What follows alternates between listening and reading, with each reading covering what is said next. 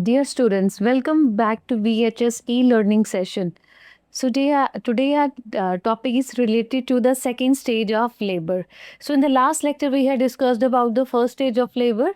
So in this lecture we are going to discuss about the second stage of labor.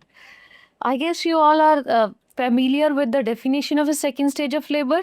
So it starts with the full dilatation of cervix and ends with the expulsion of fetus. Full dilatation means from the when the cervix is dilated up to 10 centimeter and ends with the expulsion of the fetus. And it is divided into two phases, propulsive and expulsive. Raji, propulsive phases when it's deal with the full dilatation of cervix to the descent of the presenting part, that is propulsive, and expulsive from the descent of the presenting part up to the expulsion of the fetus, from the descent to the expulsion. So this is a definition of the second stage of labor, and its duration 50 minutes in primi and 20 minutes in multi. So we can say that this is an average duration, and maximum in primi it can goes up to 3 hours, and whereas in multi it can maximum go up to 2 hours. So we can say that there can be also, Rajay, yaad rakhna, if there is an epidural analgesia, so there is 1 hour increase in duration of labor. अगर epidural होगा तो normal के maximum में 1 our add कर लेना, तो वो सो इसका मतलब क्या होगी, प्राइमी में अगर हमने एपिड्यूरल दे दिया तो मैक्सिमम अप टू 4 आवर्स है नॉर्मल, एंड मल्टीपल में हो जाएगा up to 3. Now further we are going to discuss about the events in the second stage of labor or the physiology of the second stage of labor. So Rajiv, basically the second stage of the labor deals with the descent and expulsion of fetus. इसमें हमारी दो चीज़ें होंगी, एक तो होगा descent and second is the expulsion of the fetus.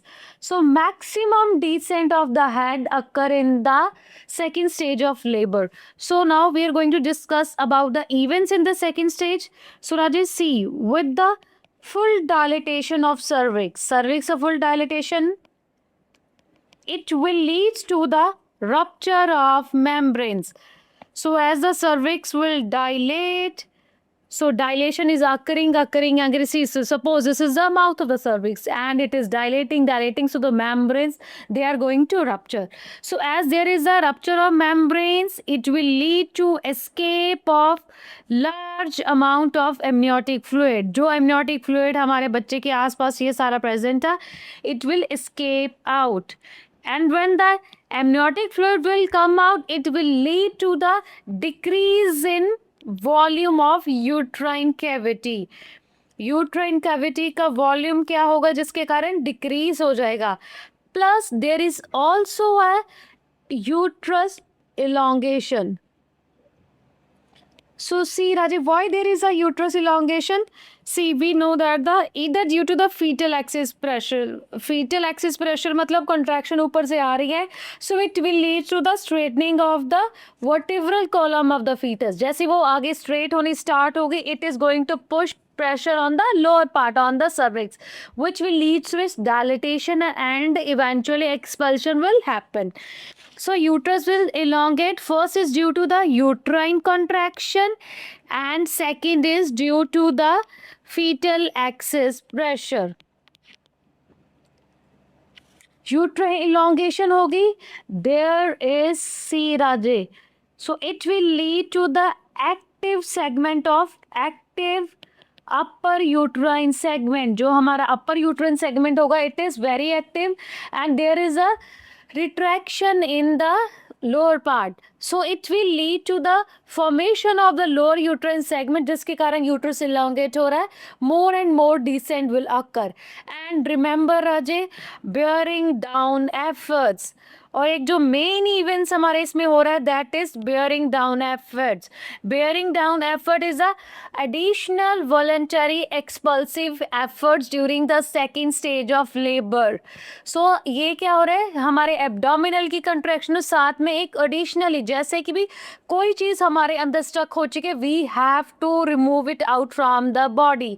सो हमारे अंदर से एक फीमेल के अंदर से क्या आएगा, इंस्टिंक्ट आएगी कि I have to push that thing out of my body. So that is a bearing down efforts. Maternal bearing down efforts होते हैं इसमें, which will leads to the expulsion of fetus.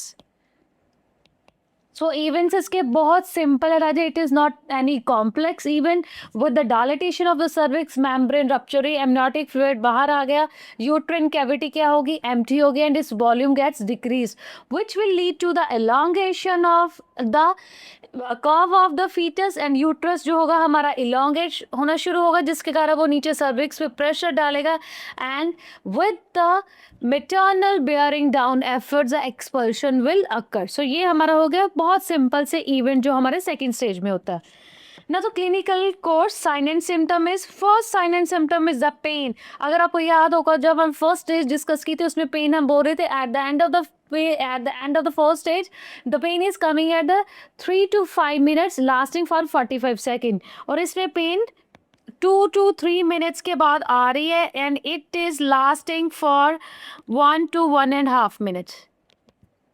So the pain are, we can say that increase in frequency and increase in the intensity in the second stage. And then is a maternal bearing down effort. दूसरा symptom इसमें क्या होगा, maternal bearing down. It is an additional voluntary expulsive efforts during second stage of labor. During second stage of labor means during the expulsive phase. So that is called as the bearing down effort. And remember Rajay, it is initiated by nerve Ferguson reflex. So जो ये bearing down होगा ये nerve Ferguson reflex के कारण होगा. And always remember, tell mother to bear down और slash push with the contractions. Mother को इस चीज़ के लिए हमने एडवाइस करना है, एनकरेज करना है कि भी मदर अपने बेयरिंग डाउन एफर्ट्स तभी लगाए जब कॉन्ट्रैक्शंस आ रही है. When the abdominal contractions and uterine contraction they get coordinated, it will leads to the more easy expulsion of the fetus. So दूसरा सिम्टम हमारा हो गया bearing down efforts. Third is the status of membrane. अगर आप लोगों को याद होगा तो status of membrane the first stage it remains intact, और in second stage the membrane will get rupture. So membrane rupture होगी, it will lead to escape of large amount of amniotic fluid. सो जैसे ही हमारी इस stage पे क्या होगा, membrane rupture हो जाएंगे with the large amount of amniotic fluid and कुछ इन सम कंडीशन रहते with the expulsion of the head. जैसे हमारा हेड बल्ज आउट करते तब मेम्ब्रेन रप्चर करते in few rare cases. Usually इन मेम्ब्रेन्स पहले रप्चर कर जाएंगी.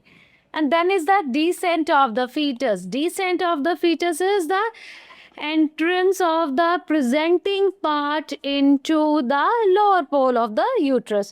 So Rajat, descent of the fetus, ये word को हम क्या करते हैं, clinically we can monitor the descent by two methods, per abdominal method and the per vaginal method. So हम दो तरीके से देख सकते हैं कि हाँ जी fetus कैसे descent हो गया. जो हमारा पहला मेथड है this is per abdominal method. ये हम क्या देख रहे हैं, बाय एब्डोमिनल मेथड. इस मेथड को राजा हम क्या बोलते हैं, Crichton method of abdominal palpation, और we can say the fifth palpation. अगर थोड़ा सा आप लोगों को याद होगा when we had discussed about our fundal grips in our second lecture, so उसमें हमने देखा था ना जो हमारी second pelvic grip या fourth fundal grip थी उसे हम क्या कर रहे थे, we are making our hands putting like this on the symphysis pubis and we were trying to palpate on the lower pole of the uterus. So हम देख रहे थे कि हाँ जी कौन सा पार्ट हमें नीचे फील हो रहा है, and if it is a fetal head. So fetal head में हम देखते थे कि हमारी कितनी फिंगर्स जो हैं वो फीटस के हेड को कवर कर रही हैं। See that is simply if my the five fingers are covering the fetal head, so we can say that suppose this is our fetal head and my five fingers are we are using to cover the fetal head, so we can say that it is 5 by 5 palpable. And if the head goes little down into the pelvic cavity, so मतलब हमारी सिर्फ 4 finger is we are using to cover the fetal head, so in that condition I can say that head is 4 by 5 palpable. अगर थोड़ा सा और pelvic cavity में वो enter कर गया and my 3 fingers I am using to cover the fetal head, so head is 3 by 3 palpable.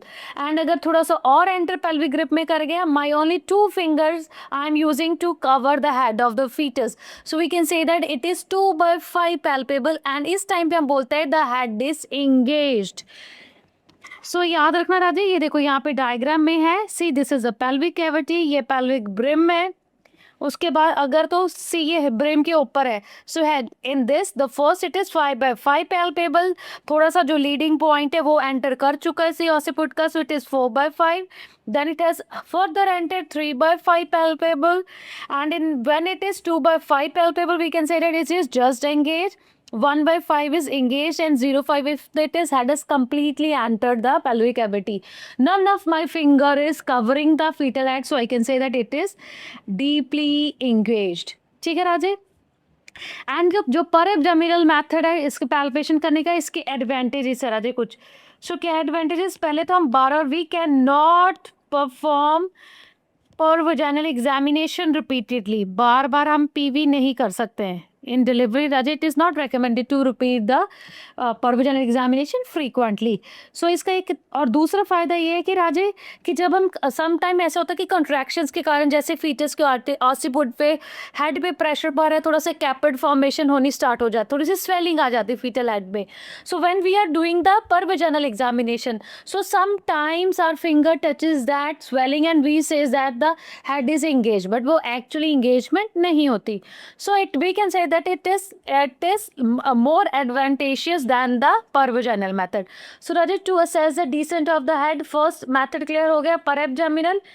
Second method, this is pervaginal method to assess descent. सो राजा जो हम पर वजाइनल एग्जामिनेशन करते हैं, एक तो वो हमें क्या हेल्प करेगा टू असेस द डिसेंट, हमें पता चलेगा वी कैन के know about the status of the membrane, ये सब कुछ हमें पर वजाइनल एग्जामिनेशन से पता चलेंगी। सो अगर आज आप लोगों ने पार्टोग्राम पढ़ा होगा या चाहे WHO लेबर केयर गाइड देखी होगी, सो उसमें भी आप लोगों ने देखा होगा वहाँ पे एक डिसेंट का प्लॉट बना हुआ है। सो वहाँ पे हम डिसेंट ये ना जी कैसे असेस करते हैं, चाहे पर एब्डोमिनल या फिर पर विजाइनल मेथड। सो दूसरा हमारा मेथड है to assess the descent is this per vaginal method. So you see in per vaginal method what we assess is station. Rajesh, station is it is the relationship of leading point of fetal head with maternal ischial spine, that is called as the station. सो जो हमारे सी राजे यहाँ पे देखो diagram में ये बना हुआ हमारी एक रेड लाइन बनी हुई है, this is our red line. So this red line is indicating the ischial spine. So ये देखो राजे ये पेल्विस है, ये फीटस का हेड नीचे अंदर को एंटर कर रहा है, और अगर यहाँ पे देखो ये रेड लाइन क्या है, so the head of the fetus like the leading point हम इसको बोलते हैं ना, जो ये मैक्सिमम ये जो मतलब पॉइंट है हमारा ये मैक्सिमम हाइट वाला। So this is a leading point. So ये लीडिंग पॉइंट है हमारी इस रेड लाइन को टच कर रहा है। So here we can say that the station of head is 0। ठीक है, जब जस्ट फीटस का head is at the level of ischial spine, when the head of fetus is equal to at the level of ischial spine, तो हम उसको क्या बोलते हैं, it is at the 0 station. So पहला स्टेशन हमारा आ गया 0 स्टेशन। उसके बाद अगर fetus head is going down, if it is going 1 centimetre down, we can say that it is +1, 2 centimeter down, we'll say +2, 3 centimeter down, we'll say +3, 4 centimeter down, +4 and 5 centimeter down is the +5. सो देखो राजा, ये इस diagram में देख लो, 0 है, जैसे जो मैंने यहाँ पे डायग्राम रखी हुई है उसमें सिंपली क्या है, fetal head is at the 0 station, it has just touch the, we can say the ischial spine. अगर उससे नीचे आएगा 1 सेंटीमीटर तो +1, then +2, +3, +4 and maximum is the +5. And similarly अगर if it is above the level of ischial spine, above level of ischial spine, so it is in minus. So if it is 1 centimeter above, it is -1, 2 centimeter above, it is -2, 3 centimeter above, it is -3, 4 centimeter above, it is -4, and 5 centimeter above, it is -5. So simply Raja, we can say that, so the 0 station is equal to at level of ischial spine, ठीक है राजे, and station is in plus if it is below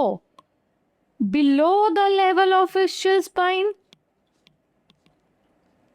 and minus in if it is above the level of ischial spine. Clear आ जाए, descent का concept clear हो गया. सो हम clinical features कर रहे थे. सो क्लिनिकल फीचर, पहले फीचर आ गया हमारा pain, second is the bearing down efforts, third is the status of membrane, fourth is the descent of foetus.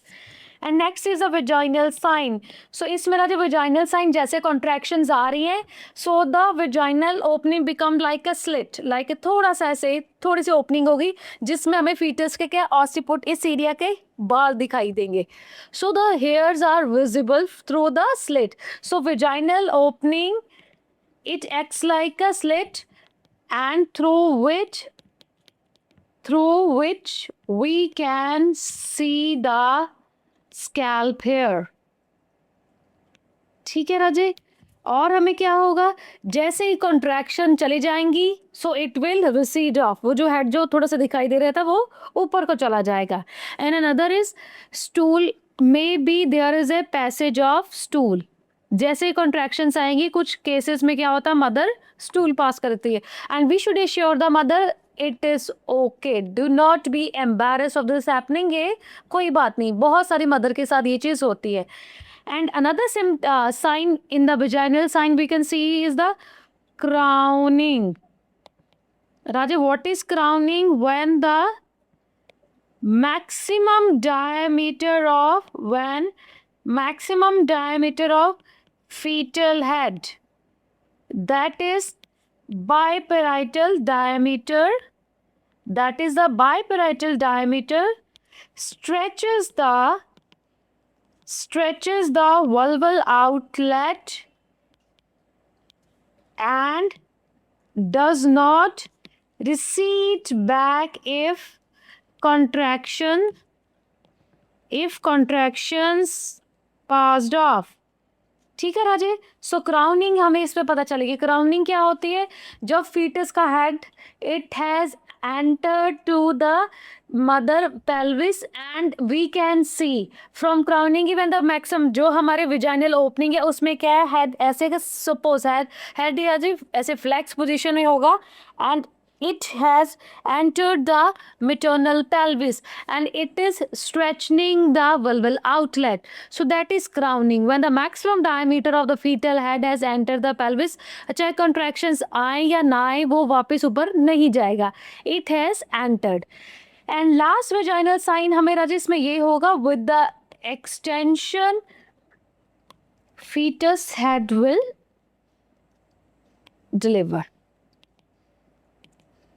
ठीक है राजे. अब नेक्स्ट आगे हमारे आगे मेटर्नल साइन. सी राजे, मदर को क्या फील होगा, there is a increase perspiration, बहुत ज़्यादा पसीना आएगा, there is a fatigue and decrease in the respiration as mother is putting lots of efforts.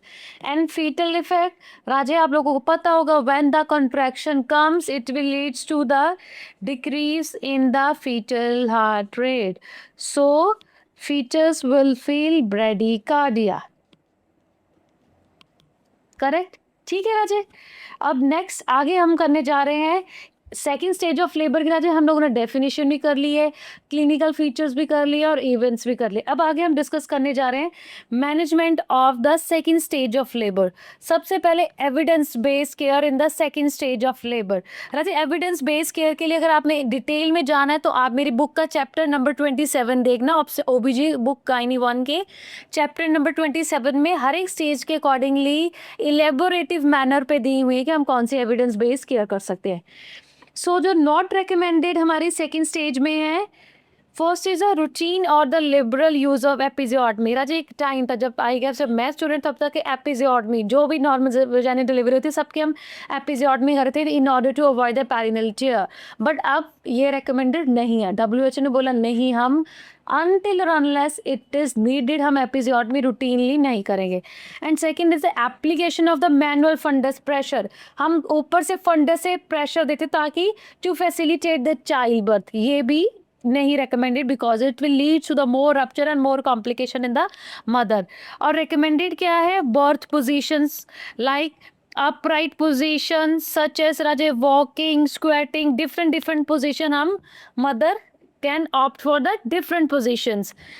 and techniques for the preventing the perineal trauma। perineal tear को avoid करने के लिए हम क्या कर सकते हैं राजे, perineal massage, application of the warm compresses, ठीक है Raje. Then is the controlled delivery of head. So इन सब चीज़ों से हम क्या कर सकते हैं, we can avoid the perineal tear. So control delivery of head हम आगे पढ़ने जा रहे हैं।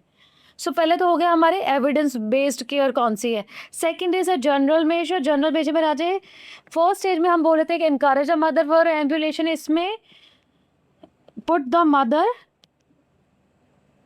टू रेस्ट, ज़्यादा एम्बुलेट करने के लिए हमने नहीं इनकरेज करना।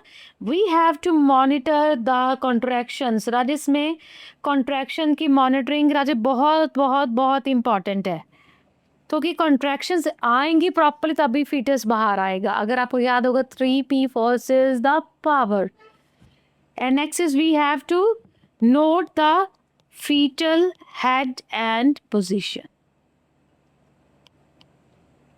ठीक है, ये हमें जनरल करना। नेक्स्ट मैनेजमेंट थर्ड पॉइंट है हमारा non directive coaching. Non directive coaching मतलब ये नहीं हम मदर को बोला कि नहीं आप ऐसे करो आप ऐसे करो। Let the mother follow her own maternal instinct.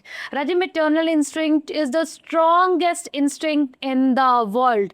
चाहे वो बच्चा इधर it is inside the mother womb, चाहे बच्चा बाहर है, मदरली इंस्टिंक्ट काम करते ही करते हैं। So we can advise mother but we can not instruct हम ऐसे ही करो ऐसे करो, ऐसा नहीं करना।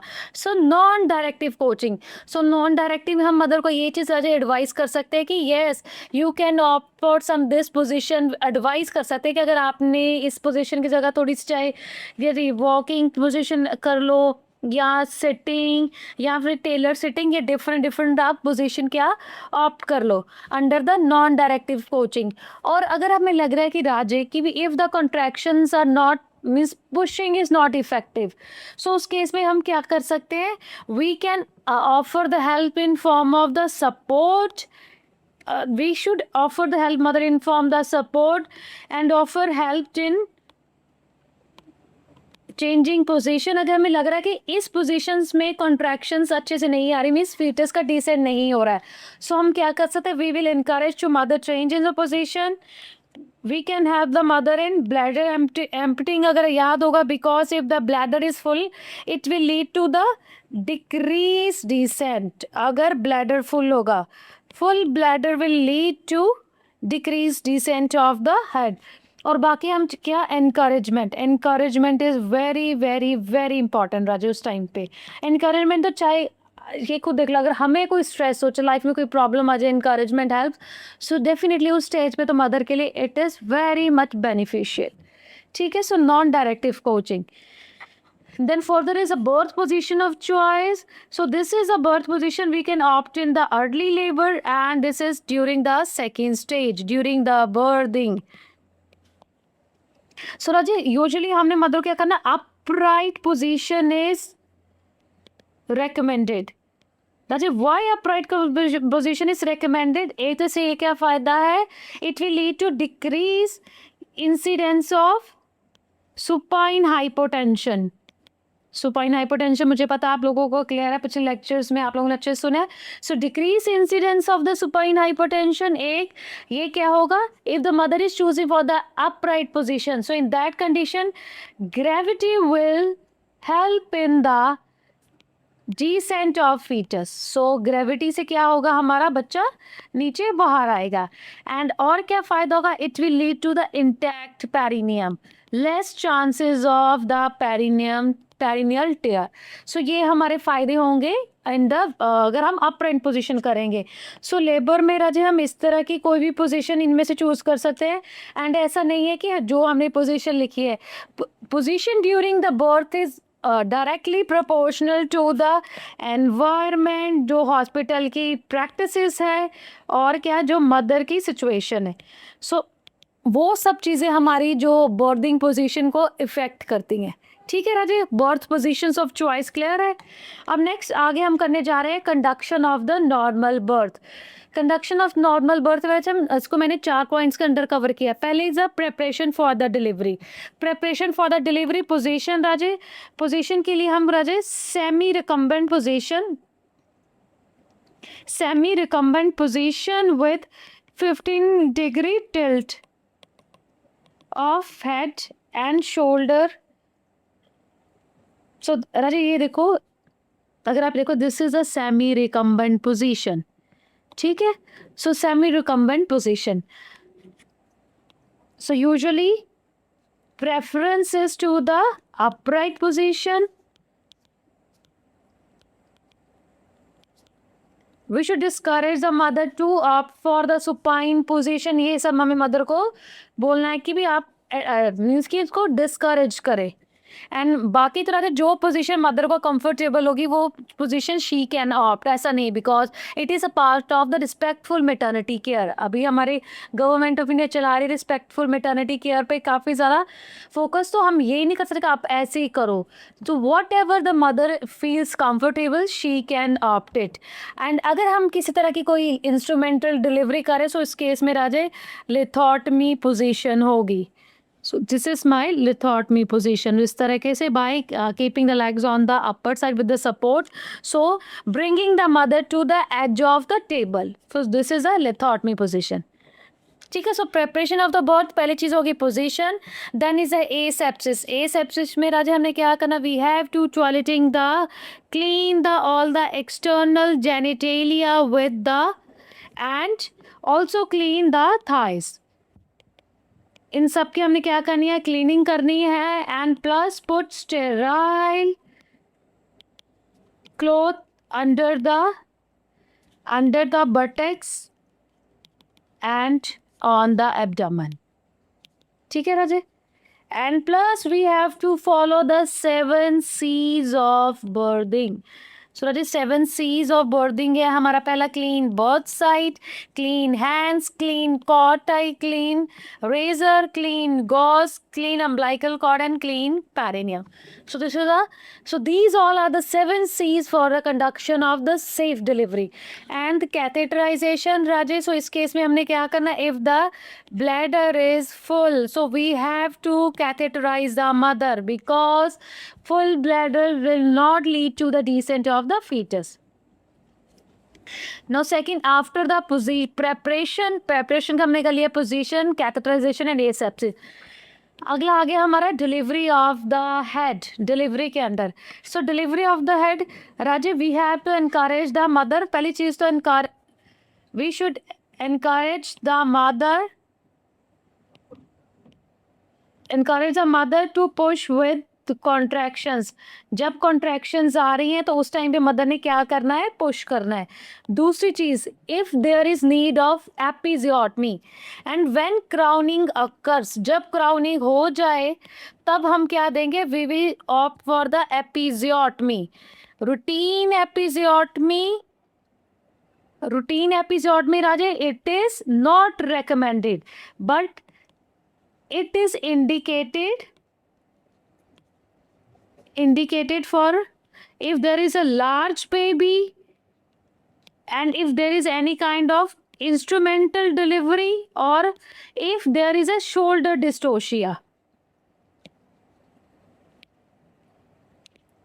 So इन सब इंडिकेशन है for the indicated for episiotomy. So किन किन कंडीशन में एपिजियोटमी है राजे, लार्ज बेबी है, इंस्ट्रूमेंटल डिलीवरी और shoulder dystocia. So usually most commonly हम राजे कौन से देते हैं, राइट मीडियोलेटरल एपिजियोटमी सबसे कॉमन होती है विद द 60 डिग्री एंगल, ठीक है। सो ये हो जाएगा डिलीवरी ऑफ हेड चल रहा है उससे पहले कि जब कॉन्ट्रैक्शंस आ रही, we will encourage mother to push down during that time period. Then जब क्राउनिंग होगी तब हमने मदर को बोलना है कि भाई तब हमने क्या करना है, एपिजियोटमी करनी है। अब उसके बाद राजे हमारा नेक्स्ट चीज़ आ रहा है कि when we are seeing that the occiput, ठीक है, हमें थोड़ा सा ऑसिपुट बाहर आना स्टार्ट हो गया, so we will put our left hand on the occiput and right hand on the perineum like in this manner. occiput पे हम हैंड इसलिए देंगे to maintain the flexion of head. So Raja याद रखना, for the delivery of head important principle is, for the delivery of head important principle is to maintain flexion of head and then is to prevent early extension and last is to have slow escape from vulval outlet। मतलब कोई भी चीज़ बहुत fast नहीं करनी, ठीक है राजे। सो ये तो हमारे प्रिंसिपल्स हैं जब हमने डिलीवरी करनी है। सो हमने इस तरीके से फ्लेक्शन ऑफ हेड को क्या करना राजे, मेंटेन करना इस तरीके से। सो अब राजे क्या होगा, जब हमारा ऑसिपुट बाहर आ गया फिर हम क्या करेंगे, then will keep our one hand on the chin and another on the occiput to put upward to maintain the extension, which is known as the Ritgen's maneuver। Ritgen's maneuver क्या है Raja, simply कि हमारा एक hand होगा, right hand is on the perineum and second hand is on the occiput. क्या करेंगे, पहले हम ऑसिपुट की फ्लेक्शन को मेंटेन करके रखेंगे, जैसे ऑसिपुट बाहर आ गया then with the chin will tilt little upward तो कि एक्सटेंशन हो राजे। फ्लेक्शन मीन्स बच्चा ऐसे, एक्सटेंशन मीन्स ऐसे ऊपर को, that is called as a Ritgen maneuver. And as a Ritgen maneuver helps to prevent the perineal tear. So it helps to prevent the perineal tear. So जैसे extend किया head की delivery हो जाएगी। Always remember head is delivered by extension। very important point याद रखना, head is delivered by the extension। So हमारे delivery में, head की डिलीवरी में क्या होगा, नंबर 1 फर्स्ट हमारा आएगा बाहर ऑसिपुट, रिमेंबर आ जाए, पहले हमारा ये ऑसिपुट एरिया आ जाएगा, सेकंड पे हमारा आएगा ब्रो ये वाला एरिया आ जाए, एंड थर्ड पे हमारा आएगा फेस, ठीक है। Care delivery of the head, delivery of head बस बहुत सिंपल है राजे की भी होने मदर को क्या बोलना, जब कॉन्ट्रैक्शंस आ रही हैं तब मदर ने साथ में एफर्ट्स लगाना है। अगर एपिजोड में ज़रूरत है तो एपिजोड में करें, अगर ऑसिपुट दिखाना स्टार्ट हुआ we have to perform the Ritgen maneuver. Ritgen maneuver is putting pressure on the perineum and by putting the another hand on the occiput first we have to maintain the flexion and then we have to maintain the extension and head will come out। और जब हमारा head बाहर आ गया so we have to, the face is gently wiped out with the sterile gauze, we have to clean the eyelid from median to lateral canthus and if there is loose cord around the neck it will slip down। अगर नहीं दूसरे तो हम भी क्या करें, we have to cut it। And if there is meconium aspiration staining, there is no evidence that suctioning the baby nose and mouth will reduces the meconium aspiration syndrome. ठीक है, ये हमारा हो गया डिलीवरी ऑफ द हेड। अगला अब हमारा आएगा डिलीवरी ऑफ द शोल्डर। राजी याद रखना, it is delivery of the shoulder is occurred with the help of movement of restitution and external rotation। ये दो मूवमेंट बहुत इंपॉर्टेंट हैं हमारे for the delivery of the shoulder. So राजित see देखो क्या होता है इन दिस हमारे रेस्टिट्यूशन एंड एक्सटर्नल रोटेशन में।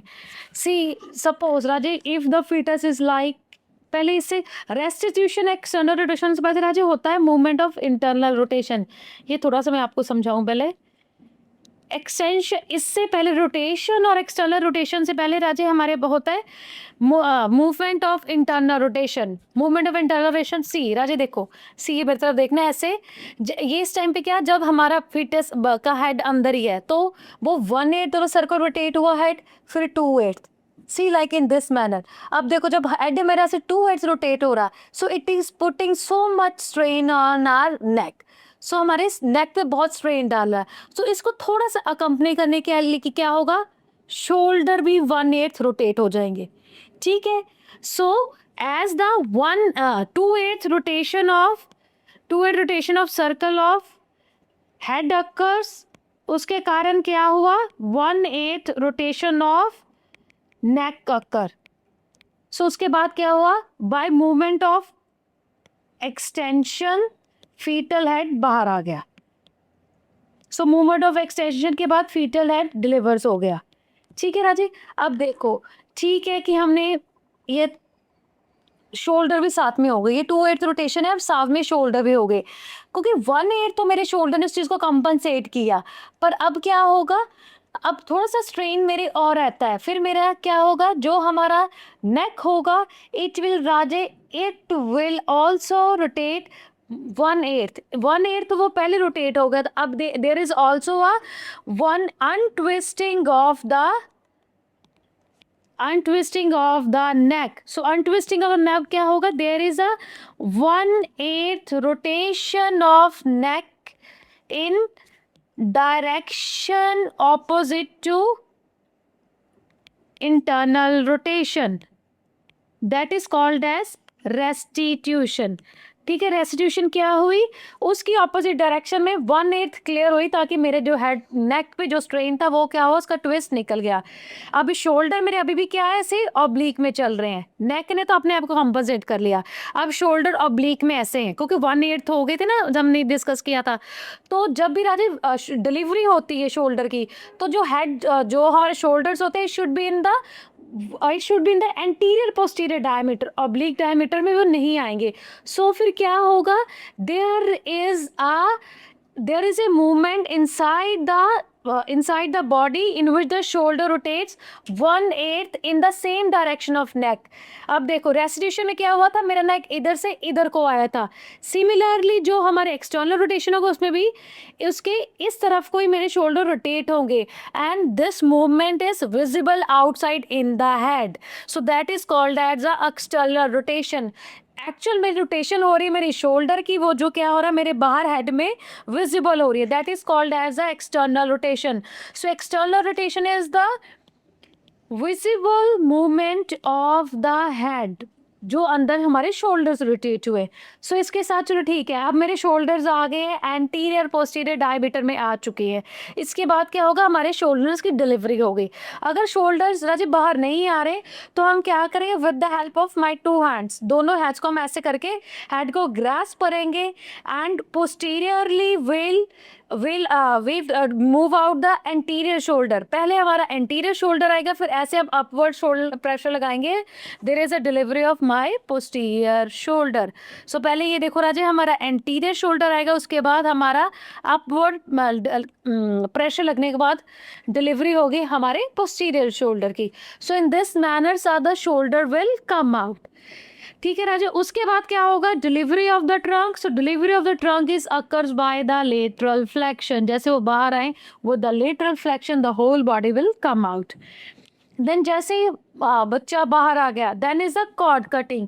सो for the cord cutting, clamp the cord when the pulsation stops. Normally एक से आजकल डिले कॉर्ड क्लैम्पिंग चल रही है. सो एक 1 to 3 मिनट्स के बीच में जो उसकी कॉर्ड की पल्सेशन स्टॉप हो जाती है. So the cord is clamped between the two clamps. एक हम दो जगह से कॉर्ड को हम ऐसे क्लैम्प कर लेंगे एंड इन बिटवीन हम उसको क्या कर देंगे, कट कर देंगे. And usually it is 1 inch or 3 centimeter from the abdomen of the baby. And definitive indications for early cord clamping, अगर बर्थ एस्फिक्सिया है, टाइट नक्कल कॉर्ड है, आरएच आइसोइम्यूनाइजेशन है, HI positive mother, severe PPH और IUG, इन सब cases में हम early क्या कर देंगे, हम लोग कॉर्ड क्लैंपिंग कर देंगे. Then once the delivery is complete, place the baby on the mother abdomen. सी राजे, हाँ सच में एक चीज़ आपको बताना भूल गई. सी जैसे हम डिलीवरी बाहर हुई, delivery of trunk lateral fraction हुआ, we have to note down the time. Raje बहुत इंपॉर्टेंट याद रखना. जैसे ये देखो हमारे यहाँ पे डिलीवरी ऑफ द ट्रंक हो गया. Note, very important point here is the note down the time of delivery. ठीक है, इस टाइम पे हमने डिलीवरी का टाइम राजे नोट करना है. ठीक है. सो हमने जब डिलीवरी कंप्लीट होगी, प्लेस द बेबी और mother abdomen and inform the mother about the sex of the baby. Then Apgar scoring have to perform and put an identification tag on the newborn. So with this, our management of the second stage of labor completes. Thank you, Rajay.